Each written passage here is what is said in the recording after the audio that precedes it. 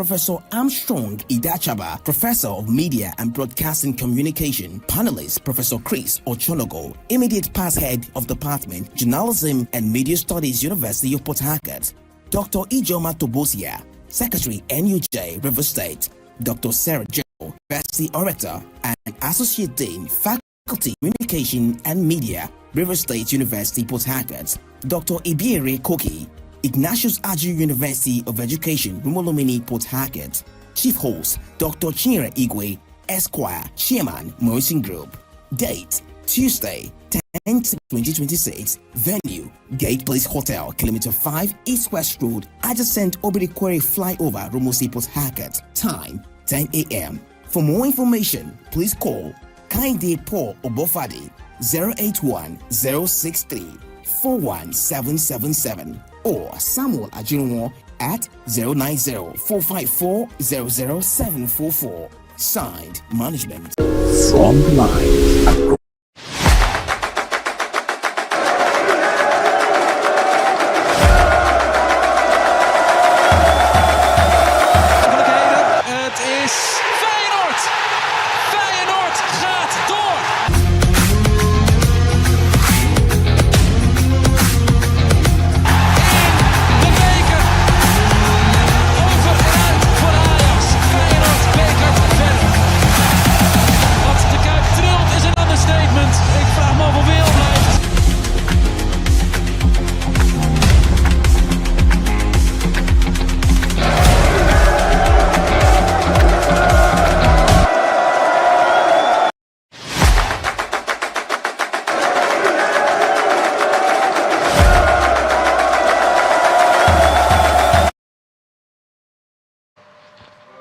Welcome to Sports Talk here on Atlantic Television Network. On this edition of the program, Nigeria begin quest for world release qualification. And coming in from the world of tennis, it is now getting interesting because from basketball, men's basketball team drops to the latest FIBA ranking. And in football, Tottenham Hotspur suffer more woes in the relegation fight and Premiership. Details of these, many more, will be yours when we return from a break. Stay with us.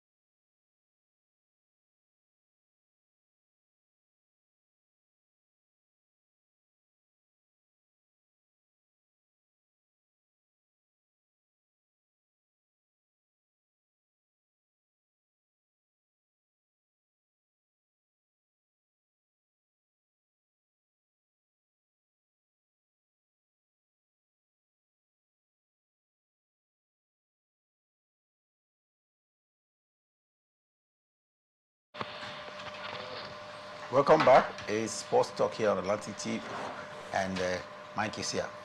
Thanks for having me this morning. Glad to be here as always. Let's get started in the athletics, where Nigeria will begin their pursuit of the qualification for the 2026 World Relays at the Athletics Classic in Calabar today.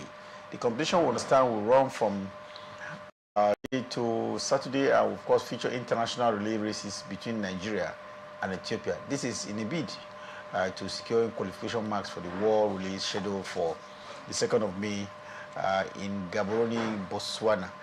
Can Nigeria make it? I think it's quite possible Nigeria can make it, despite the fact that we have North African side there, and the East African as well, because Botswana also there, Ethiopia also there as well. But I think with the pool of talent that we have, I think we'll have what it takes, because the likes of Patience Okon George will be among those that will be fine for the ticket. You talk about Anita as well, and not also forgetting Tahid, Jimo, Badmos as well. These are some of the top names that we'll be expecting to, of course, lead a line for, Team Nigeria to ensure that we are among the first 24 nations that could also, pick the ticket as we speak right now. So I think the athlete, I had some of them also expressing their desire as well to pick the ticket for the big one. So I think we have all the available tickets are there in the 400 meters and of course 4x400 meters relay event. This promises to be thrilling because it is going to the world release. Every one of these athletes desire to be there. We understand just leg will serve as important opportunities for the relay team to secure qualification. There's Calabar and there's Jos.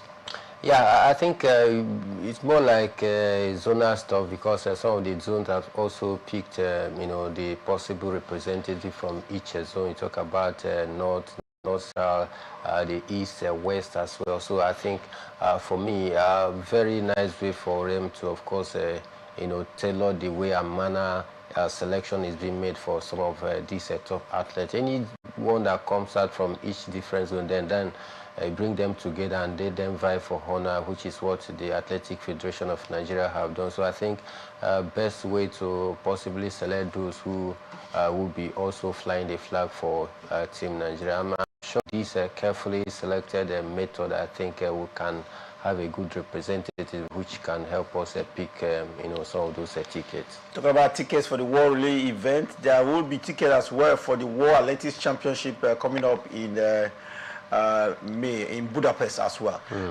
So it is a double qualification, if you ask me.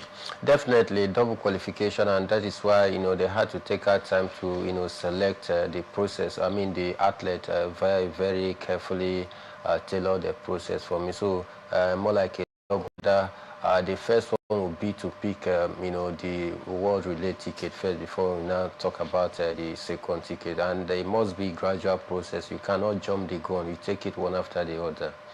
Well, we'll keep our fingers crossed, but we'll look forward to our best quarter milers giving us qualification out there.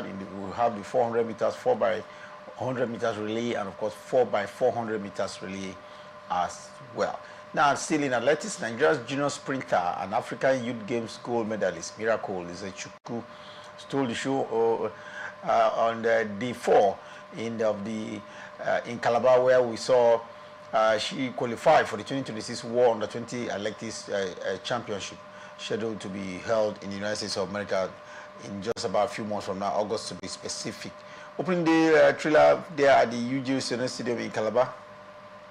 Yeah, I think we had some impressive display from the young athletes out there for, season 4 out there.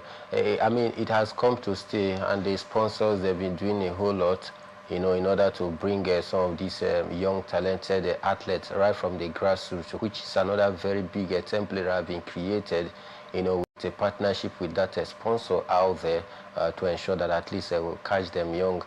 We've seen some impressive displays of Chigozie. We talk about the likes of Okon, George Godwin as well. These are some of the top names that have been doing pretty well in the under-20 championship season 4, which for me I think is a great one. It's about also finding a way and a template that can help to nurture and of course condition this young athlete for future exploits. Talking about young athlete under 20, we saw Izechukwu result a time of 11.67 seconds in the 100 meters event. Good time? Yeah, good time. I want to say there's need for improvement, no doubt. But then I think at such a young age, she's still pulling up some impressive timing out there.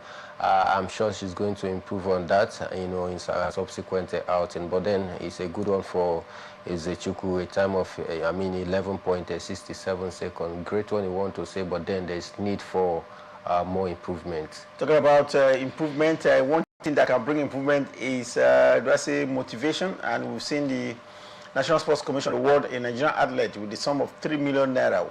This, no doubt, should be able to push her to the next level. Definitely. You know, sometimes this little thing, it really matters. You may want to say that as a young teenager, do you really need money? Come on, they need money as well. Some of them are in school as well, you know, and their parents, they invest a whole lot, of course, to, you know, help the athlete build their talent. So for me, 3 million naira, good one, at least to reward her for her impressive outing, you know, for the last, you know, championship which she attended, talking about the African Youth Games, because she won gold medal in that particular one. So when you do well and you are rewarded, not just morally, not just psychologically or spiritually, but then the financial incentive is key, you know, to, of course, gendering some of these young athletes to keep giving their best. If you know, our athlete who does well, you know, are being rewarded massively in terms of financial, you know, incentive, I think for me there will be no need of any of from the case that we hear every now and then. So for me, I think it's a good one to, of course, encourage our athletes. Talk about encouraging, they might be given 3 million naira by the National Sports Commission, and I think at the age of under 20, she will definitely look at getting at the World Junior Championship. Now, let's quickly take it a step higher, and there's another round of controversy going around in Paralympics, because we understand Russian and Belarusian athletes are now being allowed to compete under the flags of their respective nations. 6 years or thereabouts, about 11 years after they were banned from doing that by the world body. What is Paralympic Association doing? I think for me, I know sport is a very, very table tool in, of course, building a very viable relationship among the nations. But then, when certain things go contrary to the dictates of the game, I mean, they must follow it to the letter. Yeah, the Russian invasion of Ukraine, you know, some years ago, prompted to that ban in 2022, where they were not allowed to, you know, represent under the flagship of their. Then in 2024, you could also recall that they were given a waiver to represent their country on a neutral ground. And that war has not totally ended. And the IPC are also, you know, giving them the liberty to represent under their flag, their nation's flag, which for me, I think it shouldn't be so, although they've accepted some of the nations that put out it, you know, but then again, for me, I think it's more like, you know, casting more like an aspersion to the credibility of, you know, the competition. Not until this, you know, ban is finally lifted, why allow them to participate with their, you know, flag? I think for me, they got it wrong in this aspect. Well, I think I agree completely, because this is not a new decision. It's been on for some time, and since 2014 or thereabout, to allow Russian and Belarusian athletes to compete, even when we've seen athletes from these two countries, you know, join other countries because of their desire to participate at the world event. We still doubt, do I say, aghast at why this is happening now. We'll keep our fingers crossed and see what the Paralympics body will do. Let's go to cricket now, and the Federation, we understand, has confirmed that the 7th edition of the National Under-17 Championship for boys and girls will now hold from the 10th of March to the 15th at the MK Abiola Stadium in Abuja. This tournament, we understand, follows the conclusion of zonal qualifiers across the 6 geopolitical zones here in Nigeria, where players who will represent each zone were selected. This was a fair selection, Mike? Yeah, definitely fair selection, we want to say, because you know, they started it right from the zonal level, and some zones, some states out there did pretty well in their different zones in terms of the qualification. You talk about the, you know, the Southwest qualification held in Abeokuta. Ekiti State emerged as the zonal winner of that one. Ebonyi State as well in their own zone as well. Talking about the Southeast zone, Edo State, Kaduna, and you know, among others, even Gombe State as well also dominated in their respective zone as well. So for me, I think it's a very nice way that they've actually, you know, started the process so that all zones will be carried along. Then we take it to the national, where they have a very fair opportunity among all of these, you know, athletes to compete at a bigger stage. Let's go to basketball now, where it is not sharing news for Nigeria, because the D Tigers, the male national basketball team for male, have slipped down to 53 position, the 53rd position in world basketball ranking. This is really, really low, going beyond the 50 mark globally. I think it's quite, terrible, quite disturbing. Is it surprising to me? Not at all, because you and I, we know the in-house fighting within the Nigerian Basketball Federation over some years right now, and it has continued unabated. Even as we speak right now, the issue of a tenure elongation from Musa Kida and co, and some other factions also claiming that they ought to leave office, that they are trying to, more like it's still Down syndrome in office when their tenure has expired. It continued to reach on. Just last week, Musa Kida also called for an executive meeting, which other factions came out to condemn, regarding the quorum. Out of 14 executive members, 6 sat for that, event, which goes contrary to the quorum. The quorum wasn't properly, formed. Their tenure has elapsed, and he has refused to. All of this is a very big problem, and that is why we've not seen the Tigers actively on the court to take part in quality, mini tournament, regional competition, continental competition, not to even talk about global. So for me, I think it is no surprise at all. Until we fix our house together, we'll continue to experience this decline. Wow. So it's looking now, we have South Sudan, Angola, Ivory Coast, Egypt, Senegal, Cape Verde, Tunisia, and South Sudan, a lot better than Nigeria. Definitely, of course, Sudan, what they bring to the table. Currently, they are #1 in Africa. You talk about